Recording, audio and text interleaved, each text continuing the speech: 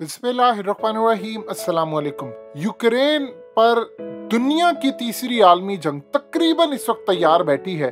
America ने इस वक्त तमाम के तमाम अमरीकियों को यूक्रेन से निकल जाने का हुक्म दिया और कहा कि 48 घंटे के अंदर अंदर मुल्क छोड़ दे, और साथ ही पूरी दुनिया में ऐलान कर दिया है कि किसी भी वक्त, वैसे तो उन्होंने 15 फरवरी की भी डेट दी है, लेकिन साथ उन्होंने कहा है कि किसी भी वक्त रूस यहाँ पर जंग छेड़ सकता है और किसी भी वक्त हमला हो सकता है। इसलिए तमाम की तमाम अमेरिका की अफवाज, यूरोप की अफवाज, यूक्रेन की फौज, सब कुछ हाई अलर्ट है।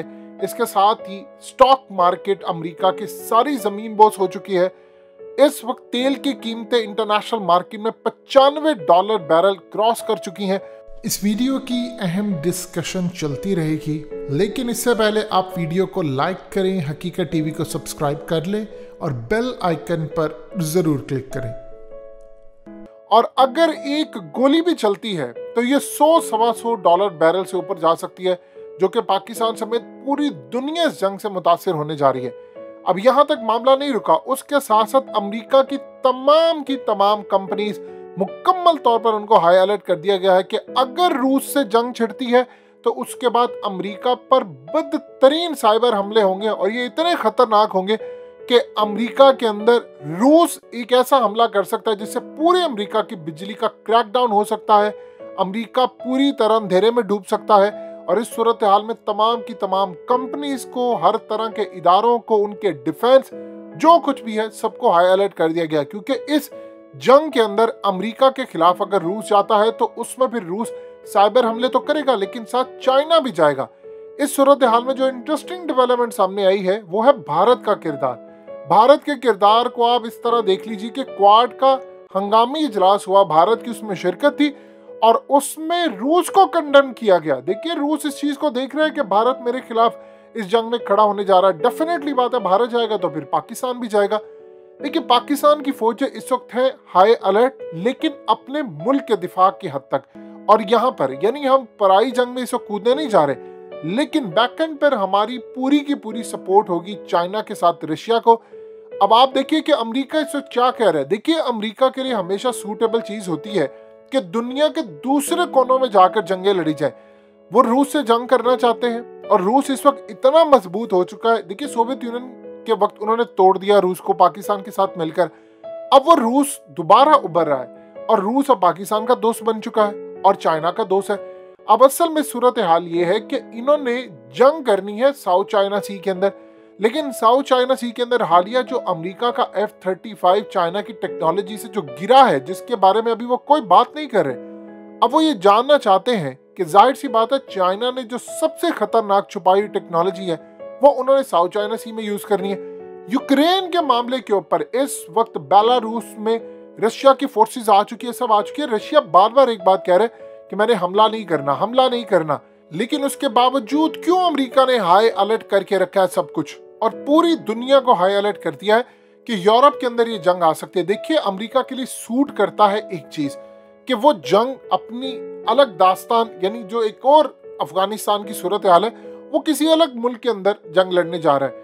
यूरोप ये चाहता है कि जंग हमारे बॉर्डर्स पर ना यूक्रेन तक आए, तो सारे मिलकर असल में चाइना को टैकल करना चाहते हैं। अमेरिका ये चाहता है कि साउथ चाइना सी के अंदर या इंडो पैसिफिक के अंदर या किसी भी जगह पर अगर कोई जंग छेड़ता है चाइना, तो चाइना के पास है खुफिया टेक्नोलॉजी। चाइना ने अभी तक वो टेक्नोलॉजी दुनिया पर जाहिर नहीं की, जिस तरह हमने 27 फरवरी को अपनी टेक्नोलॉजी जाहिर नहीं की थी। लेकिन जब ये आ गए थे तो उसके बाद हमने बता दिया था, कंट्रोल टावर से इनका राब्ता मुनक़ता करके। ये अब चाह रहे हैं कि चाइना की टेक्नोलॉजी इनको पता चले, और रूस की जंग के अंदर चाइना अपनी टेक्नोलॉजी जाहिर करेगा। जाहिर सी बात है, चाहे वो अमेरिका का इलेक्ट्रिक ग्रिड सिस्टम हो वो तबाह हो सकता है, या चाइना कुछ भी हमला कर सकता है। क्योंकि ये जंग खाली इस तरह नहीं होगी आपने मिसाइल मारने।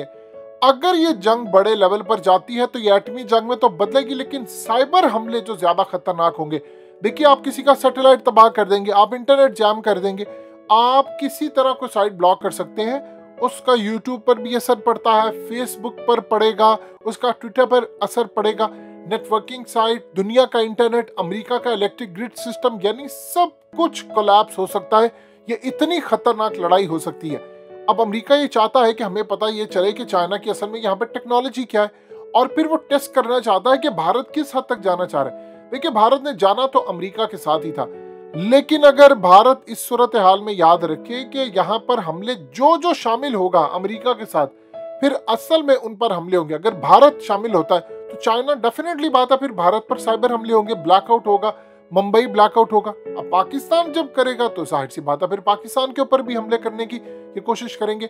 एक चीज आप अच्छी तरह समझ लें, रशिया ने बड़ी कोशिश की है कि जंग ना हो, बड़ी कोशिश उन्होंने कर ली है, लेकिन इस वक्त पूरी दुनिया के अंदर अमेरिका ने तैयारी कर ली। असल में अमेरिका रह ही नहीं सकता कोई जंग दुनिया में जब तक ना छेड़ी जाए। कहीं ना कहीं उसने जंग करनी है, क्योंकि उसके मुल्क में जो खुफिया ताकतें कंट्रोल करती हैं वो चाहती हैं कि अमेरिका इस जंग में कूदे, अमेरिका पर हमले हो, अमेरिका की सूरत हाल खराब हो, जब वो डी सीट हो तो हम उभर कर सामने आए। वो उभर कर आने वाला मुल्क कौन सा? इसराइल। और इसराइल आगे किससे मुकाबला कर रहे हैं? चाइना के साथ। ये असल में स्ट्रेटजी है। देखिए, अमेरिका अब अपना टाइम पूरा कर चुका है। एक बड़ी जंग हुई अफगानिस्तान में, जितना अमेरिका कमजोर हुआ इस जंग में उससे ज्यादा होगा। रशिया को आप ज़हन में रखिएगा, ये अफगानिस्तान नहीं है। रशिया ने डायरेक्टली हमला करना है उनके बैंकिंग सिस्टम पर, उनके सारे का सारा बैंकिंग सिस्टम, उनका निजाम पूरे का पूरा ठप कर देंगे। उनका माइक्रोसॉफ्ट से लेकर जो कुछ वहां पर है उस पर वो पूरी तरह हमला करने की कोशिश करेंगे।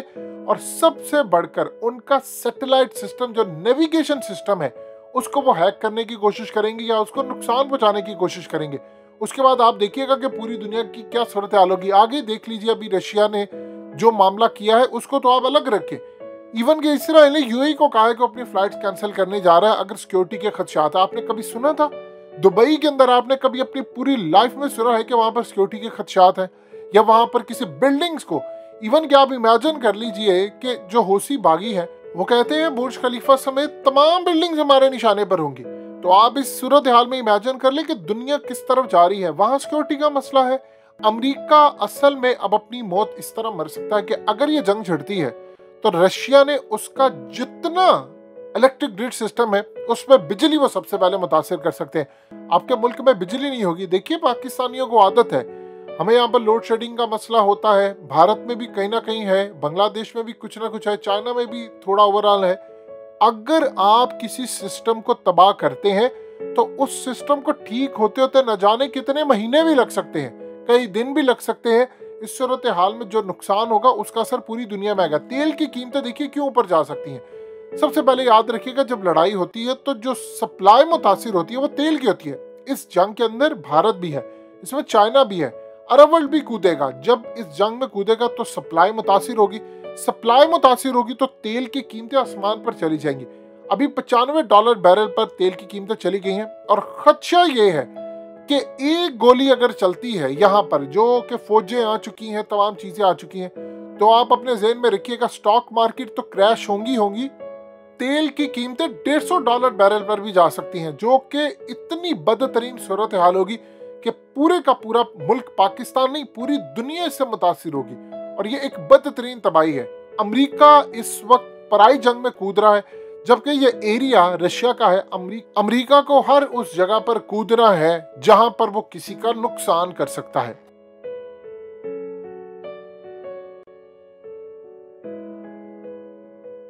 हकीकत टीवी को सब्सक्राइब करना मत भूलें, वीडियो को लाइक करें, शेयर करें और कमेंट सेक्शन में अपनी राय का इजहार जरूर करें।